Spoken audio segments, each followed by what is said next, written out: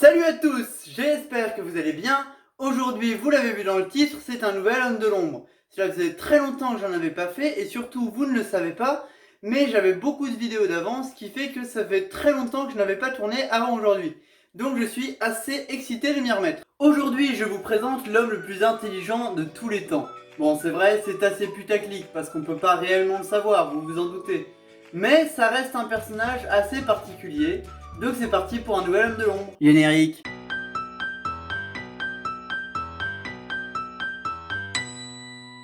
Cette fois, l'histoire débute bien en amont des deux premiers hommes dont je vous ai parlé. C'est le 1er avril 1898. Poisson d'avril. Lol. Donc je disais, c'est le 1er avril 1898 que William James Sidis naît à New York. Ses parents sont des émigrés juifs, encore me direz-vous, mais d'Ukraine cette fois-ci, et ils ont fui leur pays natal pour éviter la persécution. Sa mère Sarah est diplômée de l'école de médecine de Boston et son père Boris est diplômé de Harvard et devient psychiatre. Bon, comme vous le voyez déjà, ses parents sont ce qu'on peut appeler des têtes. Et surtout, ils refusent que leur fils devienne banal. Ils décident alors dès sa naissance de faire son éducation eux-mêmes, jugeant le système scolaire américain trop mauvais et surtout indisposés à faire de leur fils un génie. Oui, c'est déjà l'objectif. Et pour cela, son père préconise un éveil très précoce par la stimulation de la curiosité naturelle de l'enfant. Et alors, quand je vous dis précoce, c'est précoce quoi. Pour vous donner un petit indice, à l'âge où votre mère changeait vos couches, il était sûrement déjà en train de lire le Times, et à l'âge où vous vous amusiez à savoir qui court le plus vite, il passait les tests pour Harvard. Non, ce n'est pas une blague. Il se met à apprendre le latin à 5 ans seulement. Non, c'est faux, faut pas abuser non plus. À 2 ans. C'est bon pour vous ? Oui, vous avez bien entendu, il commence à étudier le latin à 2 ans seulement. Et là on se dit, il va devenir un petit génie, mais il va rien savoir faire d'autre. Sauf que l'éveil intellectuel n'est pas la seule préoccupation de ses parents. Évidemment, il marche à 8 mois en plus de ça. Au fait, vous connaissez l'Odyssée d'Homère, vous savez l'histoire d'Ulysse avec beaucoup de personnages, une œuvre très compliquée où il se passe beaucoup de choses. Et ben il la lit à 2 ans, là aussi, comme le latin. Ça va, vous suivez jusque-là ? Bon, et vous vous en doutez, en grandissant, sa précocité se dissipe un peu tout de même. C'est faux ! À 8 ans, il parle 9 langues ! Bon, anglais, allemand, français, russe, pourquoi pas ?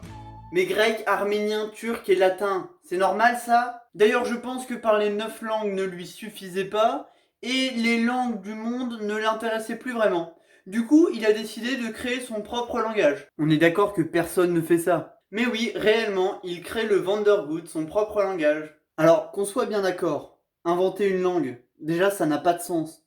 Mais à 8 ans, sérieusement ? D'ailleurs, tant qu'à faire, quitte à être un peu en avance, à créer un langage, à parler 9 langues, il écrit un bouquin qui s'appelle The Book of Vandergood où il présente son langage au monde entier. D'ailleurs, à 8 ans, il se passe pas mal de choses puisque c'est aussi cette année-là qu'il passe l'examen d'entrée pour Harvard, l'université la plus prestigieuse du monde. Mais là, faut pas abuser, c'est un peu trop ardu pour lui et il ne parvient pas à passer ses examens. C'est faux ! Encore une fois, il réussit avec succès, mais en revanche, l'université le refuse pour une question d'immaturité émotionnelle. Ce qui semblait en effet assez logique. Bon, il n'a pas été refusé longtemps puisqu'à 11 ans, il intègre Harvard, il y est diplômé à 16 ans, l'âge où normalement on n'est même pas censé y être entré. Et à l'âge de 12 ans, où l'on joue tranquillement au foot avec ses copains, où l'on fait des concours de corde à sauter entre amis, où l'on gambade dans les champs sans se soucier de la vie qui nous entoure. Lui, il donne des conférences de mathématiques à Harvard sur les objets en 4 dimensions.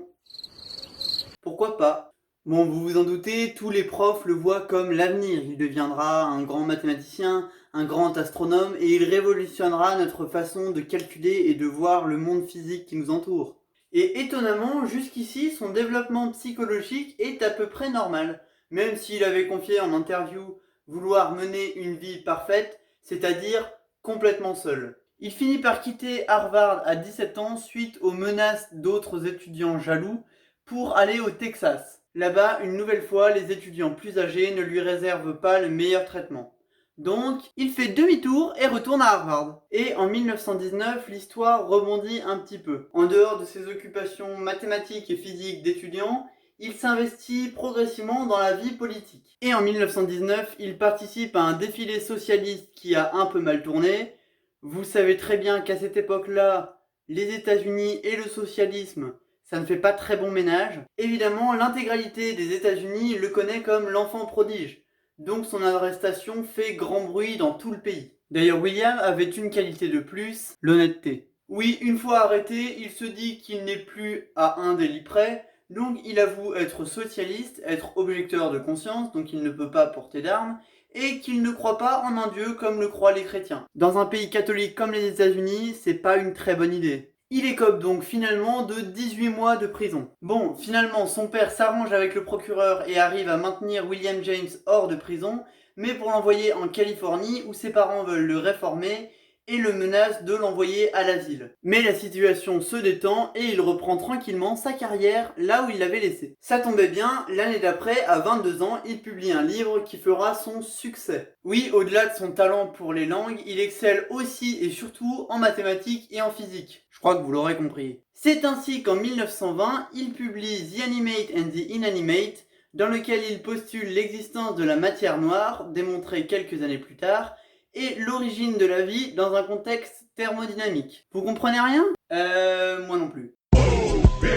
Mais en tout cas, pour l'époque, c'est énorme. Ah oui, et j'oubliais, à cette époque-là, il maîtrise plus de 25 langues. Enfin, de retour sur la côte Est en 1921, il stoppe complètement sa vie de prodige et commence à vivre dans l'anonymat en enchaînant les petits boulots, sans raison particulière apparente. Il continue en parallèle à écrire, mais plus du tout au sujet des mathématiques ou de l'astrophysique, non. Il publie un manuscrit en 1935 sur les contributions amérindiennes à la démocratie américaine. Depuis 1921, sa vie est devenue assez commune, il est rentré dans la normalité, mais en 1944, il porte plainte contre un journaliste qui avait publié un article en 1937 dans le New Yorker où il parlait de sa reconversion dans l'anonymat et où il l'avait diffamé. Malheureusement, il perd ce procès. Bref, de 1925 à 1944, le jeune prodige complètement marginal mène une vie normale. Il est devenu un homme banal. Lui qui se prédestinait à une grande carrière dans l'astrophysique et les mathématiques ne touche plus à ces domaines et a simplement continué dans des petits boulots de secrétaire. Travail qu'il quittait d'ailleurs aussitôt qu'il jugeait avoir trop de responsabilités. Lui qui rêvait d'une vie parfaite et seule finit même par tomber amoureux d'une jeune femme, Martha Foley,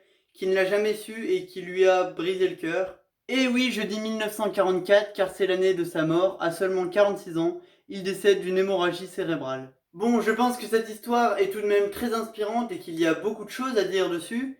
Je ne sais pas vraiment quelle morale on peut garder de cette aventure. En tout cas, moi ce que je retiens, c'est que les parents ne devraient sans doute pas imposer leur choix à leurs enfants. En effet, si ses parents ne lui avaient pas mis autant de pression avec une telle éducation, sans doute n'aurait-il pas vécu la même vie et aurait-il fait les choix qui lui plaisaient vraiment, les études qui lui plaisaient vraiment. Mais en tout cas, il s'est retrouvé à vivre une vie malheureuse sans trouver vraiment d'objectif ni de rêve. Il avoua d'ailleurs peu de temps avant sa mort n'avoir jamais été vraiment heureux. Bref, laissez rêver vos enfants et ne devenez un génie que si vous avez réellement envie d'en être un. Ce concept de vidéo est inspiré par Poisson Fécond, je vous l'avais dit, et c'est un personnage sur lequel Poisson Fécond avait fait une vidéo, je vous mets la fiche juste ici, sa vidéo est vraiment géniale. J'ai essayé de pas m'en inspirer pour faire la mienne et de faire mes recherches uniquement sur internet pour éviter de faire un copier-coller. En tout cas, je trouve que c'est une histoire formidable et assez exceptionnelle, donc ça me tenait à cœur de vous en parler.